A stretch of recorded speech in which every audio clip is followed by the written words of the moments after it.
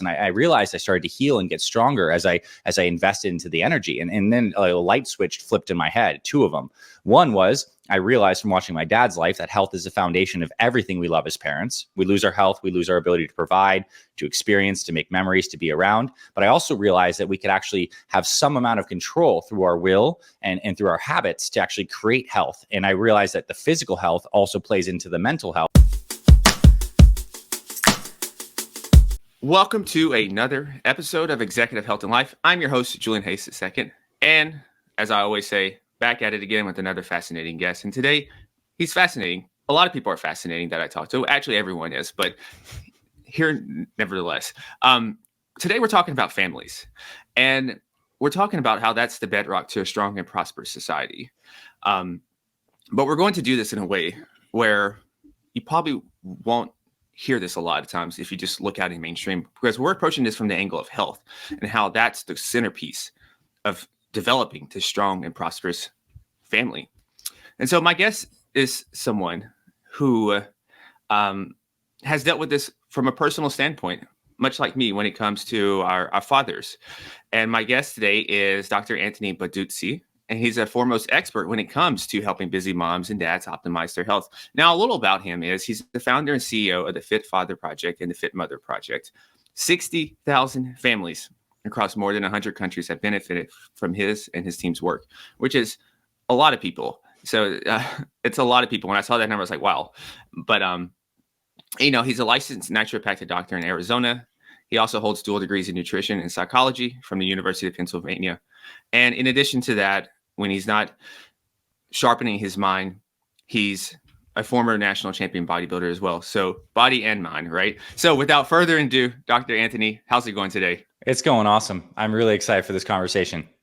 Well, thank you so much for joining me. And as we talked about a little bit before I hit record, when I read your story about your father, there was a lot I could relate to, except the difference was I was a caretaker for maybe 3.5 years and I was 33.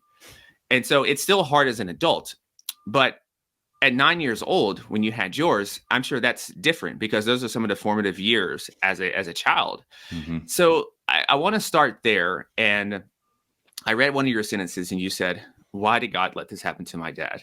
Mm-hmm. And was I going to get sick like my dad did? Mm-hmm. And I went to the doctor once, right? And my dad, diabetes, cardiovascular issues, mm-hmm. amputees, all that stuff, right? And the doctor's like, there's a good chance that you're going to be diabetic at some point in your life. I was like, well, that's interesting. All I could do is laugh. I think I laugh sometimes if something's absurd. I think that's just my coping mechanism. And so it's like, is our genes our destiny? So the first question is, that first week or so, if you remember, how are you like processing it? Take us there. Well, as you kind of alluded to, if people don't know the specifics, I basically watched my dad and his health deteriorate throughout my young childhood. When I was 3, he had his first grand mal seizure. And, this is where he got diagnosed with terminal brain cancer. And he fought it for 6 years. And he finally died when he was 42 years old. And my dad, like many guys, totally busted his butt to provide for the family, and his health routines were put on the back burner because all the stress, all the work, and it's absolutely certain when it comes to any kind of chronic disease, heart disease, diabetes, cancer, like stress and your regulation of that, as well as your healthy habits, are probably one of the main factors in whether or not you experience these kinds of things and the kind of outcomes that you do have.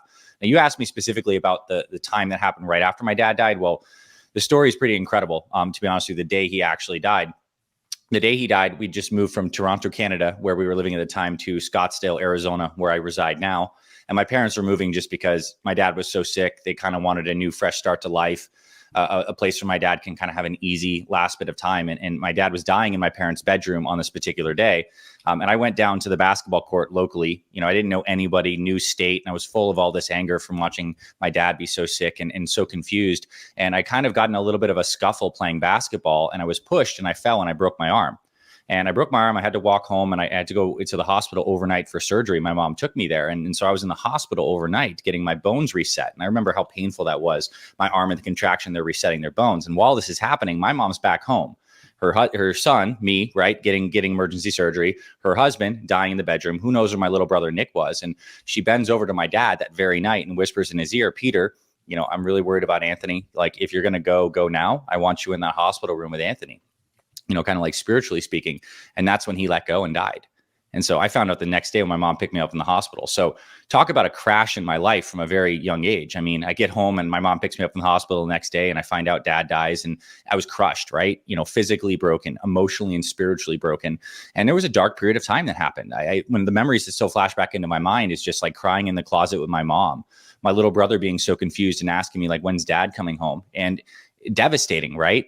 But I think it was more like not necessarily the first 10 days, but I think after about like 2 or 3 months, and as I was healing my broken arm as well, of like feeling just like in the pits, a turning point in my life happened where mom gave me a pair of my dad's old dumbbells. And I just realized that I wanted to do something different. I was just so tired of being sad. So I started to train with the dumbbells. I would hide them under my bed. My mom would tuck me in and I'd get up, I'd pull them out and I'd do exercises. I was 10 at this time, right? So just turned 10. I didn't know what I was doing, but I just did curls, push-ups and squats and stuff like that. And I realized I started to heal and get stronger as I invested into the energy. And then a light switch flipped in my head, 2 of them. One was, I realized from watching my dad's life that health is the foundation of everything we love as parents. We lose our health, we lose our ability to provide, to experience, to make memories, to be around. But I also realized that we could actually have some amount of control through our will and through our habits to actually create health. And I realized that the physical health also plays into the mental health. And so I got so committed to making myself strong. So that was the process of me getting into training. And that catapulted through a lot of life experience, like 2.5 decades of then going ahead and training and doing so much of this stuff. But that was kind of the early origin story there. So was that was part of that you found your mission on your 10th birthday? Yeah. I think it's hard to even explain how someone is almost like I know you talk about your faith a lot and how your faith helped in your healing. Do you think that was all connected as well? Just to get such an early calling so early? Because for me, it wasn't really for me until probably I was about 16, 17 when I really thought that I had more control over my genes and my health. Yeah. So that was interesting that you got that so early. Well, I think it's like, it's easy to like project backwards in time, the amount of clarity that I have in the present day, and to say that's exactly what I had there. What I did know is I was experiencing pain and suffering, and I'd found a path to healing. Mm-hmm. And I think when we all have our own unique path to healing in our lives, when we find something that's very true, like we feel the darkness and we're moving more into a light or something that's calling us forward. Like I absolutely had that from a young age. It was the only option. I was at rock bottom. There was no going the other way. So in that case, I did have purpose, and I was drawn towards this idea of physical exercise, strengthening myself, my body and mind, and watching my emotions and my spiritual health improve through the proxy of this. And I didn't have the exact clarity in that moment that I was going to become a doctor and build the Fit Father Project, but stacking on the experience of almost like that arrow that got shot in that time as it goes through. I go through high school and I'm competing in sports and then personal training. I get into bodybuilding and then eventually medical school. And I'm in medical school. I'm seeing so many parents just like my dad. They don't always have cancer, right? But they have different diagnoses that are related to a stressful life with the wrong health habits. And I knew that there needed to be a way for people to actually sustain this stuff, like have a plan that works. Everyone knows that ordering a salmon off the menu is better than the burger, but that's not helping people fix their health issues amidst the chaos of families. So then I really had to take some of my psychology background with my fitness training, with my deep passion for families and dads and moms and my own healing journey. And I wrapped that into Fit Father Project. So that was kind of the journey. So I did have a degree of clarity 100%, and it just deepened through a number of experiences past that. Yeah. So speaking of the Fit Father projects, that's how it originally started. I think I read that you started this, was it in medical school? You started with websites and stuff? Yeah. So that's interesting. A lot of times people are thinking about just surviving medical school, right? Yeah. And you are going ahead and doing this. And it's just like a side project, right? Because I don't think you knew yet that you were going to do this. Is that right? Yeah. Well, I knew I wanted to help people. And what was interesting is when I was in this early stage of healing, we'll kind of go back to my 10 years old into my teens. I found as I was strengthening my body, I was also listening to a lot of motivational, inspirational stuff. And so was my mom, right? Imagine being a young mom, 2 boys, widowed. She was listening to a lot of Tony Robbins and inspirational stuff. And I was kind of absorbing that in the background. And it was powerful for me to start to upgrade my mindset and kind of step into a greater vision for myself and what was possible. But I was also very interested in the nature of that kind of career path. Oh my gosh, you could follow your passions and help people, legitimately directly help people with what you've experienced and what and create things. And then obviously when you get into fitness and training and you achieve a high level of success physically, like people want to look like you. They want to know what you do with workouts and nutrition. So I was always in this mindset of helping people and disseminating information. And I mean, I'll give myself some props. Like I was highly driven. And I think I became so driven through that root of that pain I experienced with my dad. Like that hole in my heart, I filled it with fire and determination. And that was really useful for a period of time, driving me through academics and being successful, through bodybuilding.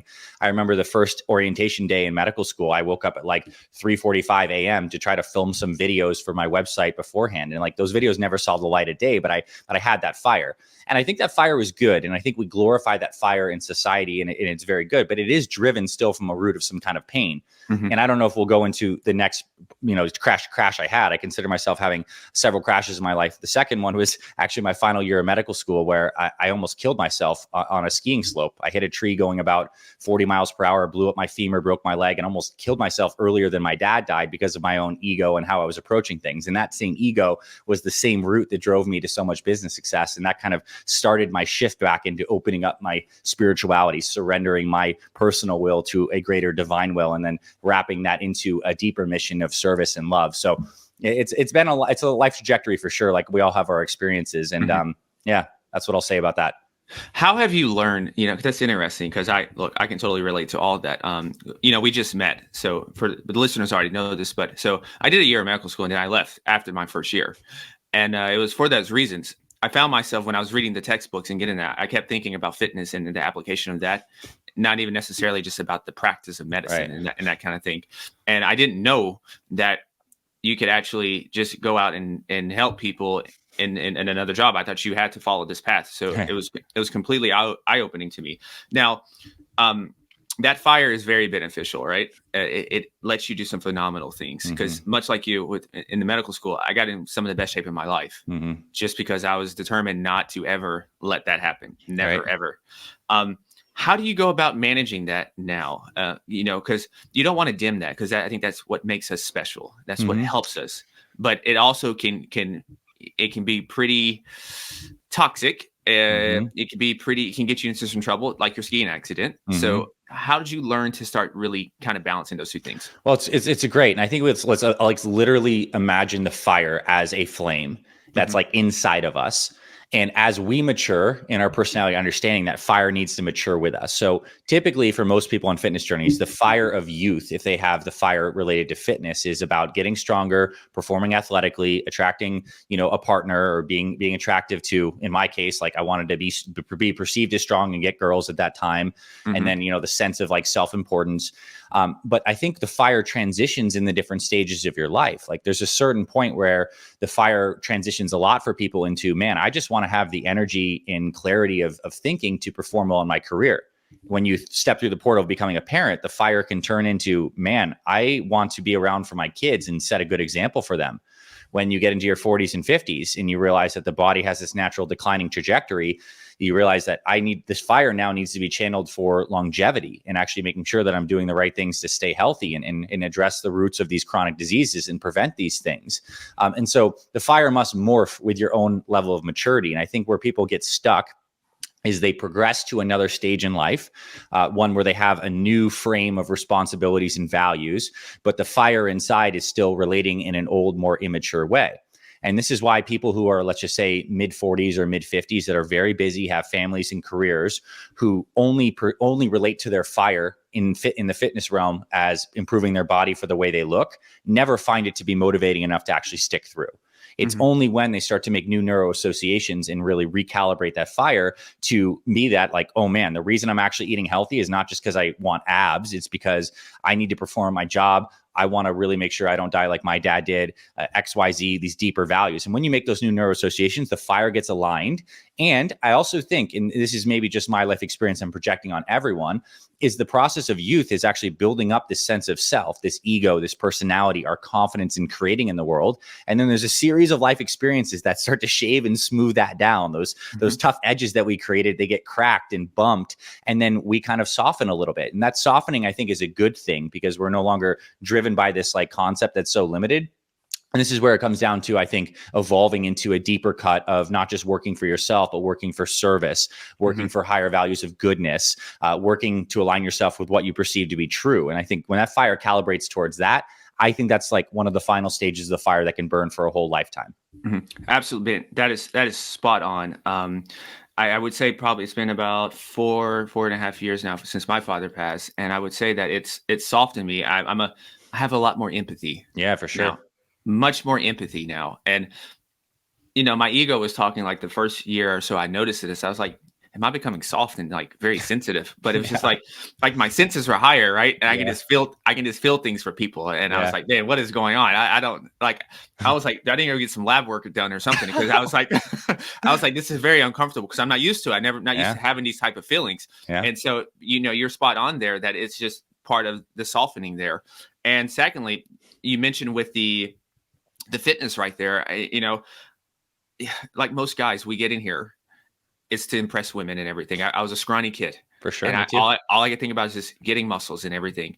But once you get that, you get the validation from the world. You're like, okay, well, that's it. What's next, right? And so that's when you have to look inward. And I think it always comes back to there. So this leads us into starting to dissect some of the issues. And I think we're going to separate men and women because I think they're a little different in terms of why they neglect their health. So let's start with the men first. So sure. Over your time, why do you see like men neglect their health, especially around the age of 40? Yeah. Well, I honestly think it's like many men, and I'm not going to say all, but I'll speak in the perspective of fathers because I think it is a big hurdle. Guys step into this portal where you're in your teens and your 20s. Many guys are involved in sports. And then you get into like, if you go to college or whatever, and you still keep on eating in a similar way that you used to eat, then you get stressed and busy with work, and you don't have this system, this daily system that allows you to check the boxes of movement, right food, and then you throw stress on top of that. And it just starts to change the metabolic parameters, make it so you have this busy schedule, and then the weight starts to slowly pile on. And the big difference, I think, metabolically speaking, physiologically speaking, in the 40s and 50s is you have a slower metabolism. Some of your hormones of youth are declining naturally. The stress and cortisol and the lack of sleep and the fact that you're always giving into your kids and your family and providing like becomes so huge. So it's like this combination of factors that makes it so tough for guys. Now, we all know there's guys in their 50s and 60s who are in way better shape than 99% of people in their 20s. But the reason those people are that way is because they have disciplines, routines around these areas of exercise and nutrition. They have a system that they work every single day, and they have value tied to why to do this. Most guys who struggle just don't have those connections, don't have the system, and are also fighting the literal inertia of having excess weight, inflammation, busy schedule, lack of clarity. So it's like it's a deep combination of things. And I think for guys, it's just like, especially when we get a partner and if you get married, guys start to care a little less about the fire related to physical appearance. It just becomes less important. So if you don't make that transition to seeing why health is really important in other areas and to recalibrate that fire, you're not going to have the drive. And it's easy to just skip the workout or get into the rut of eating the same crappy foods day in, day out. And then you look around today's society, and like literally 50 to 60% of men over 40 are overweight or obese on prescription meds, right? So you're just constantly validated. This is the normal experience of life. And this is only the normal experience in our current culture, in our current time, because of the factors that we do have here. So I think these are some of the elements that affect guys in that midlife period. And then of course, there's injuries and limitations that guys will feel like, oh man, I blew up my knee playing soccer, or I have bad shoulders, a bad back and pain, largely because guys aren't moving in the right way and not addressing inflammation. And so they just say, screw it, I can't exercise anymore. So they do nothing. So there's a lot of that mindset component in here too. Yeah. And so let's move on to the women, because it's probably a little different. So over the course of your time, what have you seen the reason why women usually neglect their health? Yeah, well, I think it's really interesting. I mean, especially if women pass through the threshold of becoming a mom, like it is such a powerful transition in their bodies, right? To actually carry a child, to gain the weight, to birth the child, and just like the hormonal and physical changes. So you hear the story over and over with women. You know, I had my first baby, and then, you know, I gained all this weight and I never got some of the weight off. And then it stacks and it stacks and it stacks if you have multiple kids. And this is on top of the fact that truly women a lot of the psychology of mothers like baked in is truly sacrificial. Like you're literally giving of your body to your kids. You're giving of your time to your kids. You're putting yourself last. And I think that's kind of like a mindset, and it's a deep thing. It's like it's deeper into the psychology, and there's goodness to it. But if putting yourself last ends up meaning you don't have a backstop of a good nutrition routine, you find that you can't even give yourself 30 minutes exercise a few times per week. This is where some of the problems happen. And now in the 40s and the 50s, women have an even greater hormonal roller coaster than the men. This is around, let's just say in the late 40s to 50s, when the perimenopause starts to kick in, that really protective estrogen starts to go down. That changes metabolic parameters, sleep parameters, stress parameters, bone health, ability to build muscle. And so men have this kind of steady decline of hormones that's related to stress and their activity. Women have more of like this roller coaster that happens from the kids and then also through the perimenopause period. The cool thing is all of this can be completely managed with like some foundational lifestyle stuff. And I think there's a similar story here, but it's I guess you could say it's slightly different. You could probably see the subtleties. So let's go ahead and there's a few things I'll come back to, but since we're talking about kind of the hormonal differences and everything, let's kind of dive into a little bit of the metabolism and everything. So at the beginning, right? Say you have someone, maybe they're 42, 43, probably got maybe 2 or 3 kids at this point. And so they're coming to you with this stubborn weight and everything. What are some of the foundational things that you just mentioned? Yeah, well, I mean, the way we actually lay out our programming that we use to help the 60,000 families is the first thing we do is we actually have them do a deep reflection and journaling exercise to get super clear on that fire and their new neuroassociations, to like basically relate their health to all the areas. How does your health relate to your career, to being a good parent, to becoming financially abundant, to becoming spiritually aligned? Like we need to write these down, get super clear on this, get super clear on the costs, activate those pain and pleasure neurocircuits, because it's not enough to just give you a meal plan and say, go do this. You need the motivational framework underneath it to continue to operate that system and make changes. So that's number one. Number two is nutrition is like the main lever to pull. The coolest thing about being over 40 and getting on a health journey is you do not need to do a ton of exercise. Like what you do need is to increase your hydration, do some daily movement in the form of walking, and eat a good meal plan. We've literally helped people lose over 100 pounds doing no formal workouts. It's obviously better if you can do some training, and we can talk about that in a little bit, but nutrition's the foundation. And what I love about nutrition is this is one of the areas where you can actually get back energy and get back time. And I like to explain it in this way. Like you're going to be eating every single day regardless, unless you're doing intentional fasting, which is beneficial in many cases, you're going to be eating. And so let's just say you have the standard 3 meals per day, 7 times per week. Like that's 21 meals that you're going to have. And if we can just like upgrade those, like at least two-thirds of those meals, you standardize your breakfast, standardize your lunch. And these are meals that are actually nutritious with foods that you like, are easy to have behavioral hooks every single day. You've just taken like 2/3 of your meals and you've made them healthier and you've made them easier. You have more stable blood sugar, so you have more energy. You're saving time because you don't need to think about all this stuff. And you're going to be eating anyway, so it doesn't take you any more time. It does require you getting clear and getting a system in place. But honestly, that's just like, we've just made your default options way better. And that's massive. You just do that alone, you're going to lose 10 pounds in 30 days and then continuously be able to do that. So we are big fans of like looking at every single day as a blank slate. And then especially in the first part of the day, like making it very standardized, very fluid to be like a nice gear people can turn every day for more energy and consistency. So wake up, rehydrate with 20 to 32 ounces of water, maybe throw some trace minerals in there. Whenever you have your first meal, whether it's breakfast with your family or you push it back and you do some fasting, we recommend standardizing that first meal. It could be some power protein shake. It could be overnight oatmeal. It could be eggs and fruit or eggs and avocado. But like whatever your go-to foods are you love, standardize that. It's so good because it gives you all this good nutrition, the protein, the fiber, the healthy fats, and you just don't need to think about it. And you can do it anywhere. I'm a fan of also standardizing lunch too, because I think if you're a busy exec and it's the middle of your day, like you just want something that's good and healthy and tasty. Because the truth is, if I went to everyone listening to this podcast and like every time you're going to have a meal, I like knocked on your door, you open it up and I handed you your favorite healthy foods. And I'm like, here you go. It's lunchtime. This meal is going to help you with all the good nutrients and it's going to keep you stable in blood sugar and you're going to love it. I will see you in a few hours. If I did that every single day, everyone would love that service. We can kind of do this for ourselves by having a little bit of a plan in place. So I like standardizing the first couple meals of the day, and then dinner is a place to have variety with your family. You don't need to be super rigid, but we can focus on, some healthy whole foods, vegetables, proteins, healthy carbs are available in the plan as well, healthy fats.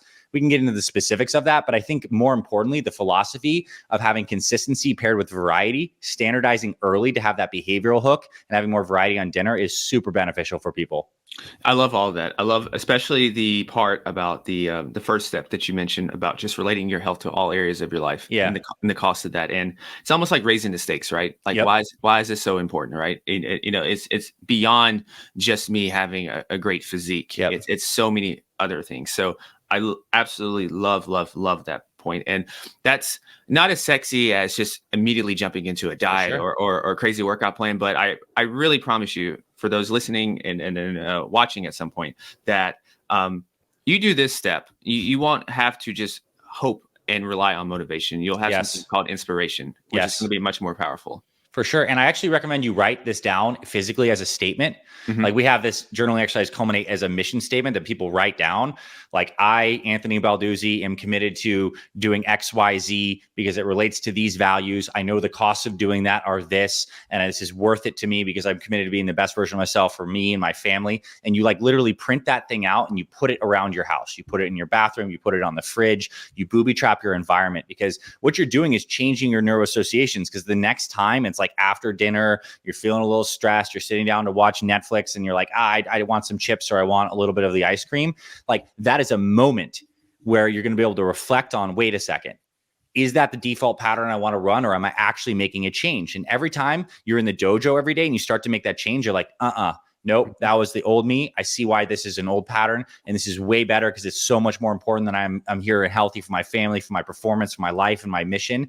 Like you're starting to make changes, and that's literally changing you on a neurologic level. You are grooving new neurologic patterns. You are changing yourself in the way you think, and over time, you just become a different person. Those urges start to wane. You have more intrinsic motivation, and as you lose weight, that is going to be one of the greatest feelings. You feel more light, more free. You're breaking free, and then this generative good cycle can kick in. That's why the mission statement's key is a backdrop. Then you get into the dojo every day and you start to train. Mm-hmm. And let's one more thing with nutrition, and this is everyone's favorite question: is what's the best diet? What diet should I use? Do I need to go keto, vegan, carnivore, all that stuff, right? What's your opinion on I'll that? give you my take. When a person in their 40s, men or women, want to get healthy, here's what you ultimately want to achieve on a metabolic basis. You want to achieve stable blood sugar, which means you're going to improve your insulin sensitivity.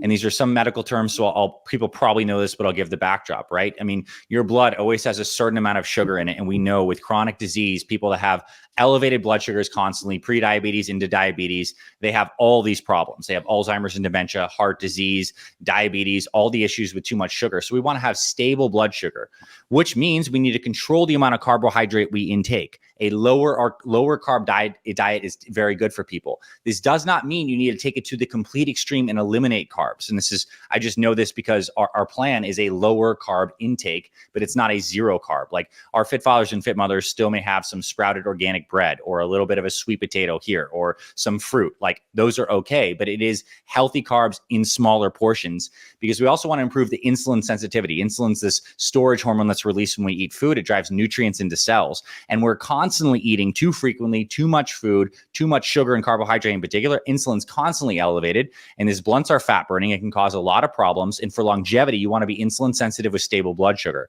So what we do is effectively have people exercise, do some fasting, and have a lower carbohydrate diet. These are really important for improving that insulin sensitivity. Now, in terms of like the best diet, I think it's ultimately going to be the one that works for any given person.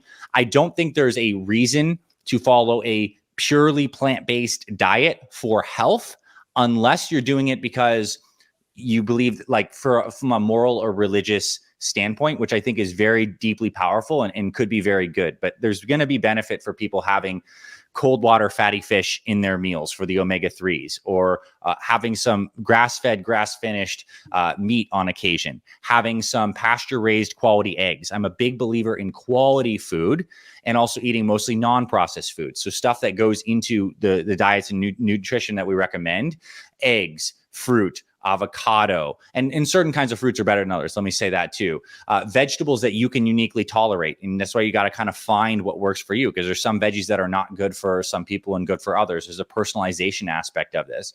Carbohydrates, sweet potatoes, squashes, quinoa, certain amount of rice, but not overboard on these things. High quality meats and fish, quality really matters. Getting rid of processed foods, getting rid of added sugars, and just eating like really pure foods, like stuff that came from nature. And I think if you're guided in that principle, you don't need to get as extreme on the macronutrients, like, oh, I'm having zero carbs or I'm only eating animal products. And we have more of a balanced approach. And it seems to work really well for people with families because these extreme diets tend to cause friction over the long haul. And the best diet is the one you're going to stick to, eating natural foods. And there's so many good nutrients from all these different sources. What's one or two of the biggest resistances that you get from people when they're making a change? Well, first off, I think it's the mindset that pops up is like, oh, I don't have the time for this, right? That's a very common thing, especially for busy parents, because they're always in this time constrained kind of stressed out state. And that thought, I don't have the time, comes from the fundamental underlying fallacy that your health is one circle over here and the rest of your life is something different. You literally think these are two different things. You're not making the true understanding that you literally have this body vehicle that you're taking everywhere, and the quality of your health is influencing your energy, your clarity of thinking, your presence, your emotions. It's actually one circle. So if you think you're managing two things and you say, I don't have the time, you haven't created the right fundamental underlying mindset. Now, that's not to say that like you're not very busy and that you can't get, you don't have to do a ton of exercise. It's not like an hour exercise every single day, but you can certainly sprinkle in some workouts. So I'd say that's one. Number two is people feeling like they can't actually like maintain the motivation over time. And this is a deep thing because the process of getting healthy is really facing very deep stuff. It's facing how we're coping with stress. And oftentimes for people that is food, alcohol, drugs, we're kind of facing those things. It's our emotional quality that we're really getting into. It's breaking free from old habits and patterns. Like it's a deep game. And we just happen to express this stuff through our bodies. And the amount of weight we carry is going to be the reflection of how well we're managing this and et cetera, like this. So I think with the motivational aspect, it's always coming back to this deep internal work in the mission statement. But even deeper than that, it's creating an environment that helps people be successful. So that means typically not doing it alone, coming into community, getting coaching and support, doing it with friends and family. Like it's so much easier for us to get unhealthy in isolation.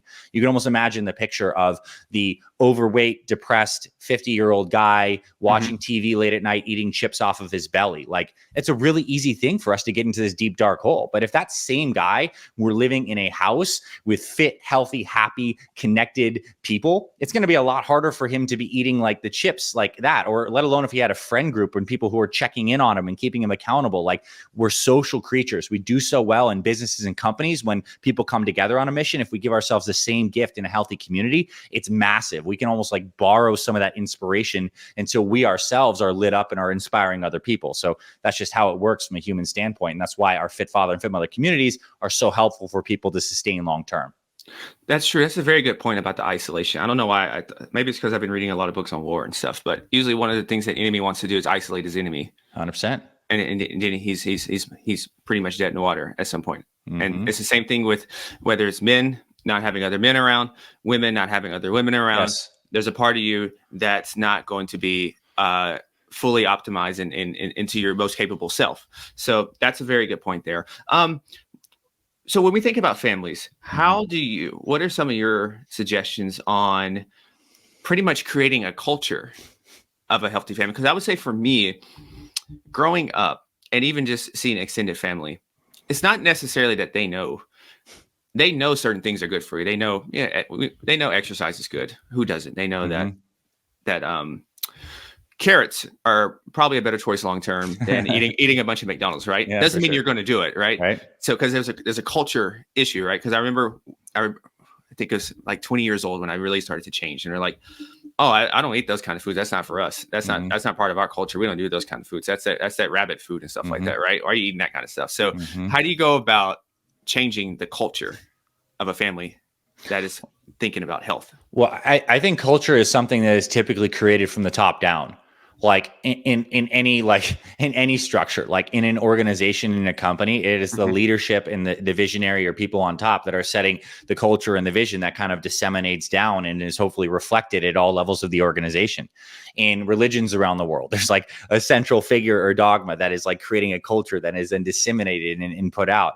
So in families, the same idea is also true. It is the mom and the dad or however the family structure is, but the people on top that their kids are looking up to that are literally setting the tone tone in the culture, like what you do through your actions, how you display through your body, what you're actually showing is important to you and aligned by what you're doing on a daily basis, and how your actual body, mind, and spirit reflects all of that is the culture that breaks down to your kids. If we go to like Disney World or Disneyland and we're out there and we see overweight kids, you look around, 9.5 out of 10 times, it is because there's an overweight parent. Mm-hmm. It is because they're eating the food that is on the dinner table. It is because the sugary cereal and the crap fruit snacks and all that stuff is just the default mode of the house. And until the parent can actually like create that through line and be like, actually, I understand why this is important for me. And now the deeper cut is I see how this is actually influencing the likelihood that my kid thrives. And that's a deeper cut of why you might even want to get healthy. That's how the culture needs to be set. So it starts with fit fathers and fit mothers, and then it can disseminate down to having healthy kids, because the kids are not going to know any different. And of course, these foods that are made to be marketed to be super hyper palatable, super sugary, salty, tasty, like they're here to hijack our taste buds and get us addicted. And our neurochemistry responds to these foods in similar ways to drugs. So there's a cleaning process that must happen for parents and kids, but it has to start up top with the parents, which means like if your health is not right, it's to the point where you know it feels aligned. We got to start there. And your kids may still be on like the old plan, but as they see you change, as they see your body transform, as they see the new energy, quite frankly, if you're a parent too, this is about your emotional regulation with your kids. I promise you get healthier, your nervous system becomes more resilient, you feel more happy and confident in your own skin. You're going to respond to your kids differently. You're not going to snap as much. They're going to see and like have a level of respect seeing you go through a tremendous journey. And what a gift and a blessing that they could see their parents go through a hero's journey and transformation. If you're overweight, 6 to 12 months, you can be a completely different person. I mean, we have a one program member who lost 192 pounds in 18 months and now runs half marathons with his daughter, right? I mean, like, wow. Talk about a guy who was almost 400 pounds. So like you can make a phenomenal change in a relative short period of time, and that will impact their kids because they see what you do, not what you say. And then I guess at that point, the next level would be you start eating healthier dinners and creating healthier meal number one breakfast. You bring them along. And the cool thing is health food doesn't have to like taste bad. Like you could set out some fresh fruit, some bacon and some eggs or something like that for breakfast. And that would be like, wow, like the kids are going to be all into that, but you have to have a plan, right? You have to have a plan and a system. Otherwise it just is all like a wish list. And when the rubber hits the road and the alarm's up, you get your coffee, the kids pour the cereal and you get the juice. And then the same day repeats like Groundhog Day over and over. So that's why it requires work, like learning a new language. It's immersion. It's learning the alphabet. It's creating a plan of learning. And this is exactly what we help people do inside our programs. I love those answers. One of the things we always think about is what these call invisible influences, invisible factors, right? So someone sees that, so I do ultra marathons and lift and stuff. They're like, wow, that's a lot of physical things you do. And what they don't see is someone has a lot of belief in themselves now to do hard things, to endure, to have resilience, right? And so those are the things that you won't see on a sales page, right? You won't see on a billboard. We'll see a flat stomach, but we won't see these invisible intrinsic factors. So when it comes to a family, what are some of those invisible factors that people are probably overlooking in terms of when we really start to get this family unit healthy, these kind of intangible benefits are going to come along? Yeah, I'll say, okay, so greater emotional regulation between all family members. Your kids having greater emotional regulation, which is completely tied to their blood sugars, which is completely tied to the neurochemistry that's created from the foods and their habits that they're having. Like your kids are going to become smarter, more regulated, and thriving. So we can't exactly see that just from looking at a fit family, but they will. Like this is like, it's kind of natural law. When the body gets the right inputs, it expresses the great amount of energy, intelligence, happiness, and joy, which would be like the state we're all kind of going for. That's really important. And I'd say like this is where it kind of goes into the realm of spiritual health for parents too, without saying what to believe, because I'm not making any statements about what you should believe or what you do believe. I will tell us that the word health means wholeness. It comes from the old Germanic for wholeness. And part of wholeness is feeling like you're aligned, like the things that you actually want and you say are important are being mirrored and being consistent with your actions, like for the most part. And when you get that alignment, you end up feeling like more connected. You're not feeling as fragmented.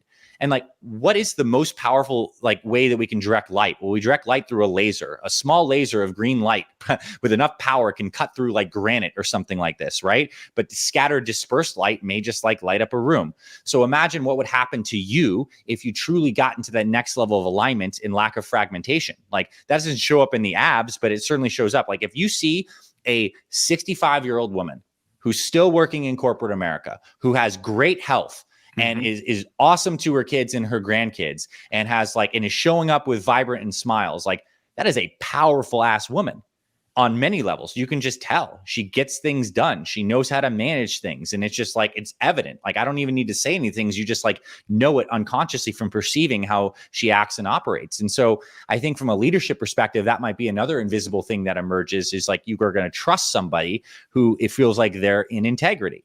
Like someone who's telling us that we need to be like, who trusts a fat doctor or an overweight personal trainer? You don't.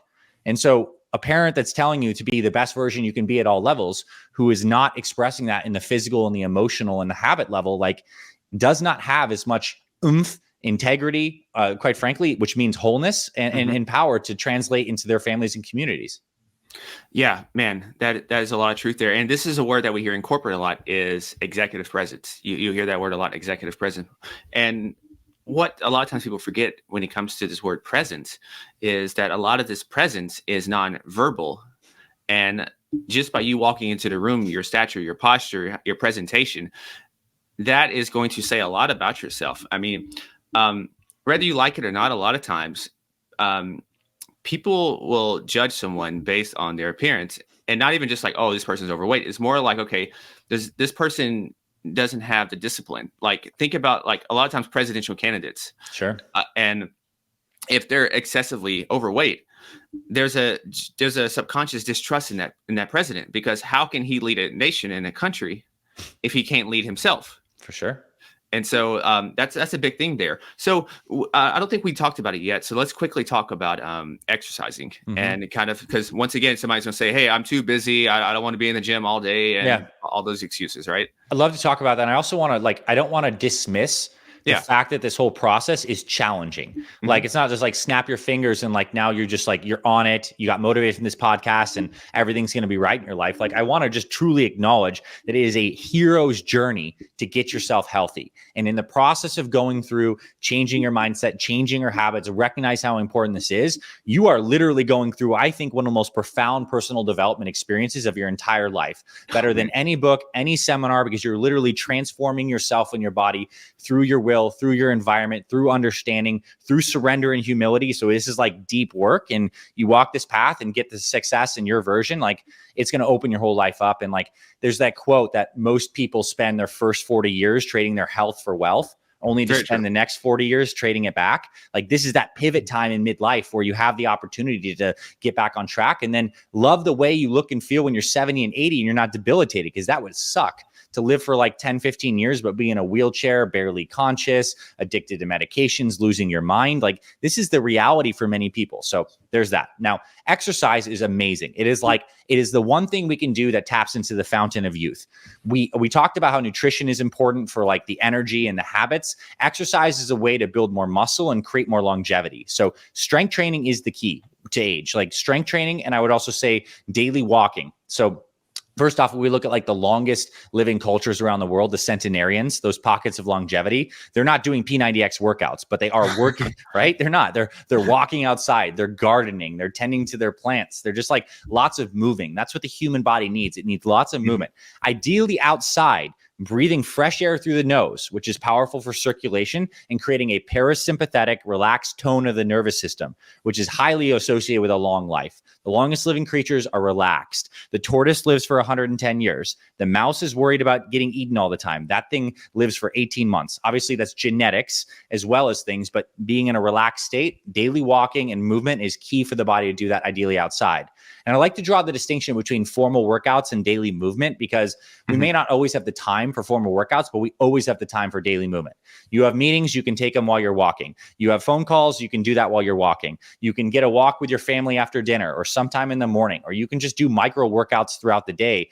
Get a pull-up bar in your office, do some push-ups, do some squats. Like, we have the time to incorporate this if we're not as flexible and rigid about what movement actually looks like. And it needs to be formal exercise for an hour and a half in a gym, in a certain set of clothes. Like, those are constraining variables that naturally are going to be stretched and tensioned when your life and schedule is busy. So let's create a more broad perspective of that. Now, when it comes to exercise that's time efficient for people over 40, the kind of training that we recommend as the basis of our programs in Fit Father and Fit Mother is called metabolic resistance training.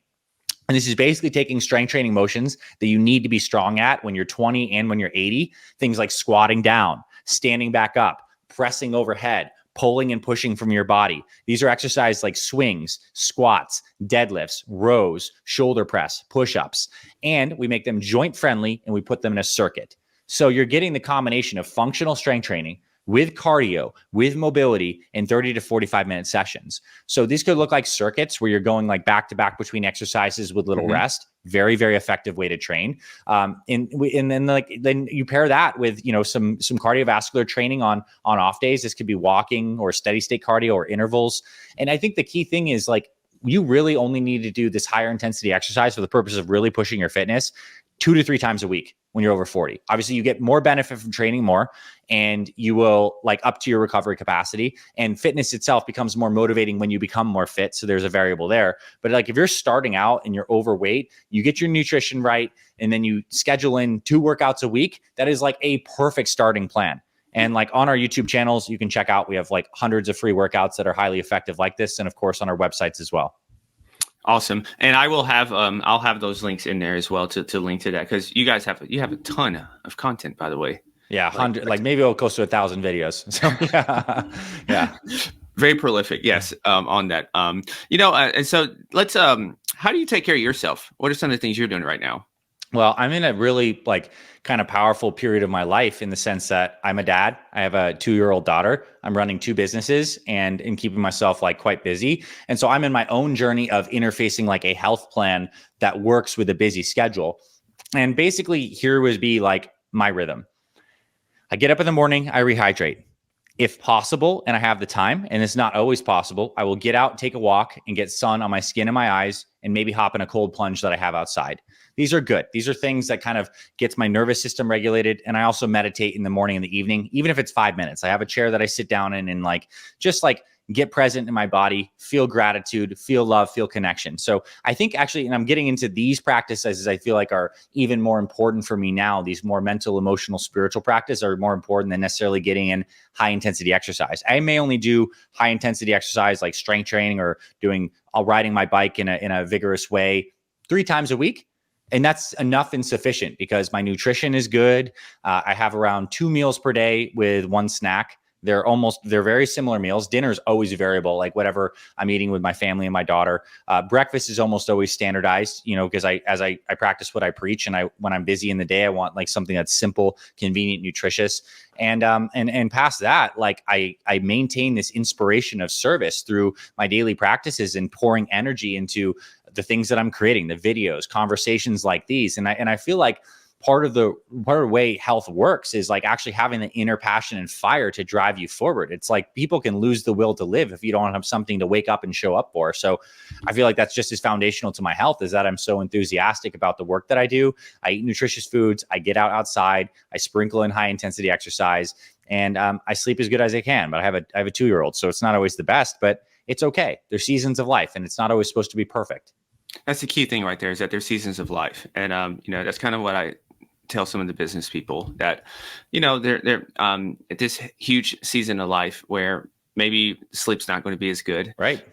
But, if the recovery's not going to be as good, then probably the 5-6 days a week of CrossFit, yes, on top of training for Ironman, you know, we'll probably need to dial it down a little bit, right? Exactly. Dude, that is You the know? wisdom. Okay. So, and the physiology of that is look, for performance and for longevity, we're trying to maintain like a healthy nervous system. Mhm. And when we push too much and too hard and too fast on all fronts, like you will eventually burn out. You're just tapping into your reserves.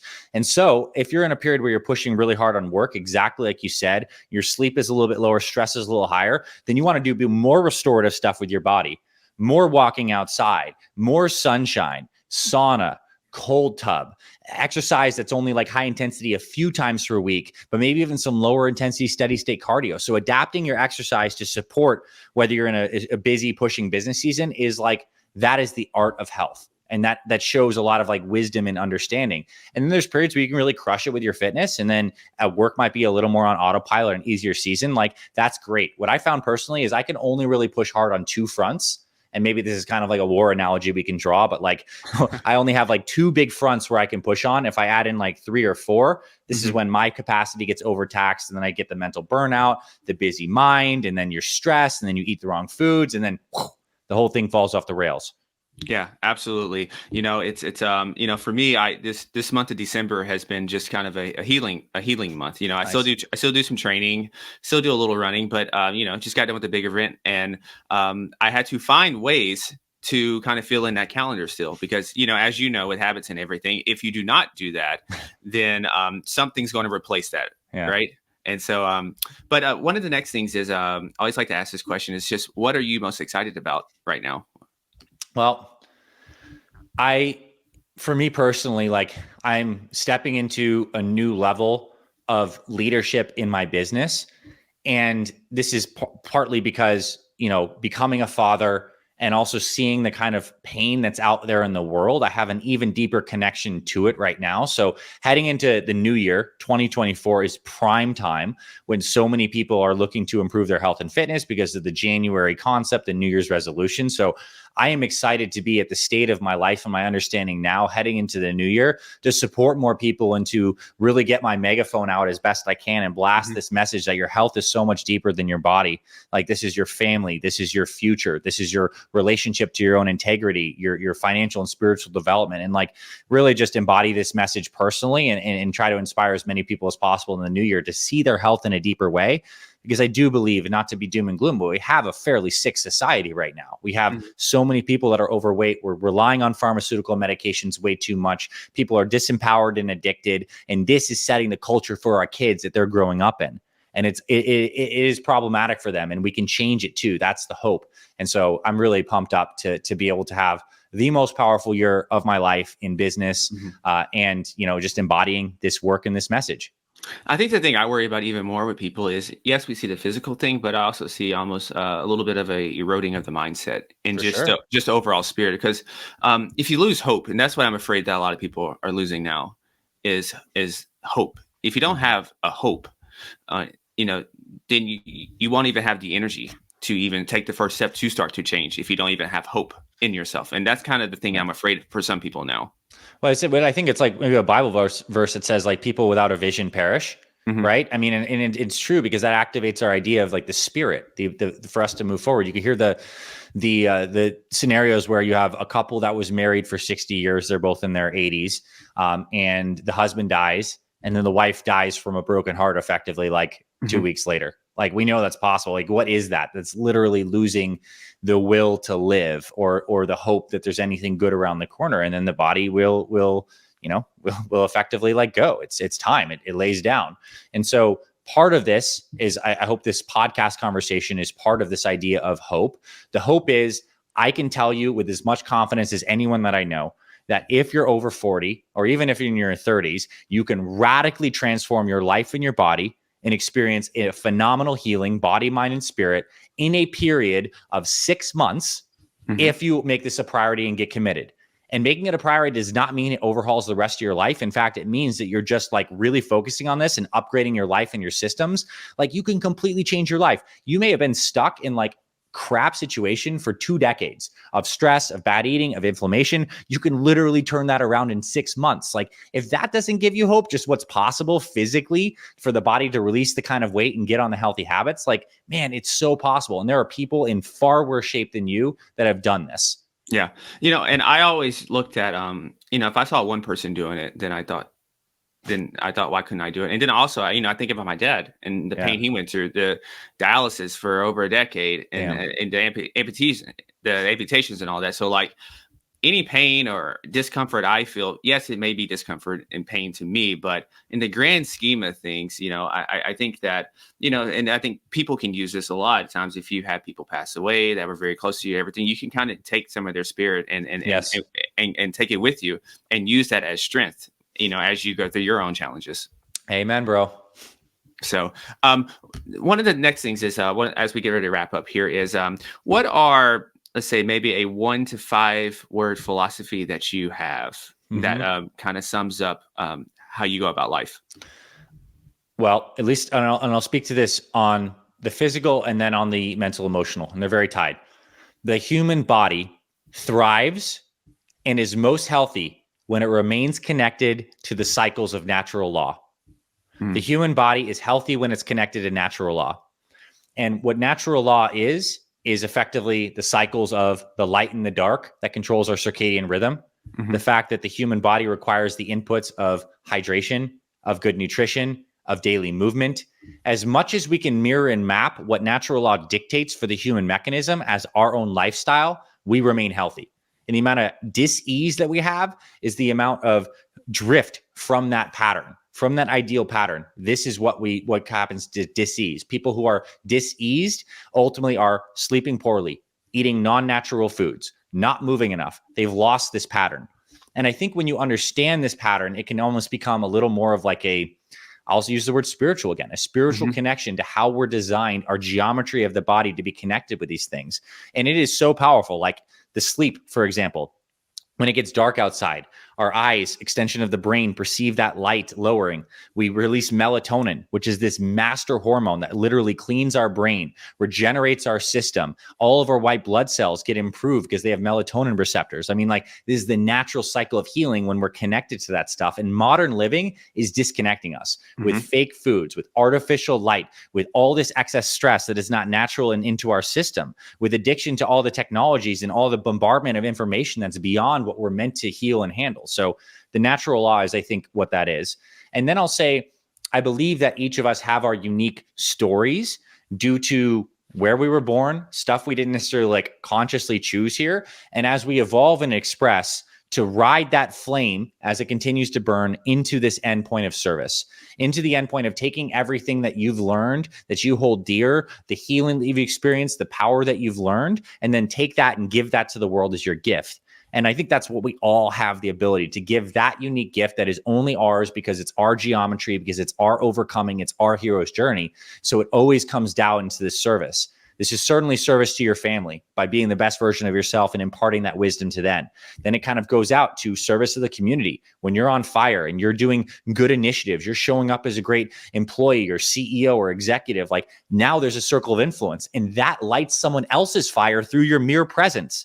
You are no longer tugging them along. You are radiating out a vibe that gets people to be better. That's why we listen to these podcasts. If you're still listening to this, it's because you're getting a vibe from our conversation that is stirring something up in you that you want to like resonate at and transmit that with other people. So this is where it's like a good contagion. Insofar as we had this fear-based contagion through COVID and all this stuff, this is the good vibes that are just as contagious and can truly change the world, because there are a lot of us. And if we start resonating at this deeper level of integrity, man, that's like everyone can get elevated by that. Absolutely, man. I love that. That's an awesome way to, I had one more question, but that's a great way to wrap this up. So I'm not going to even ask that question. Cool. So I will ask though, is where can we keep up with you and everything? So my two companies, as I mentioned, are Fit Father Project, and that's for dads, particularly men over 40 who want to get healthy, and then Fit Mother Project for moms 40 plus who want to get healthy as well. And those websites are fitfatherproject.com and fitmotherproject.com. And if you visit those sites, you can see our hundreds of case studies. You can see free meal plans and workouts that we can email you, and you can join our email list. And we also have our YouTube channels. If you like watching YouTube videos, you can just search Fit Father Project or Fit Mother Project and subscribe and go down the rabbit hole of all of our philosophies on nutrition, exercise, mindset, supplementation. We have all of it there. And of course, our programs are amazing. If you really want to like immerse into an experience, those are available on, you can see them on our website as well. That's great to hear. But yeah, they have every media channel that you could think of. They have it covered. So if you like to read, perfect. If you rather watch and listen, they got you covered. So it's a awesome, fantastic resource. And I love the work that you all are doing. I really do. And so I will have all of those links and resources that he mentioned in the show notes. And until next time, everyone, stay awesome, be limitless. And as always, go be the CEO of your health and your life. Peace.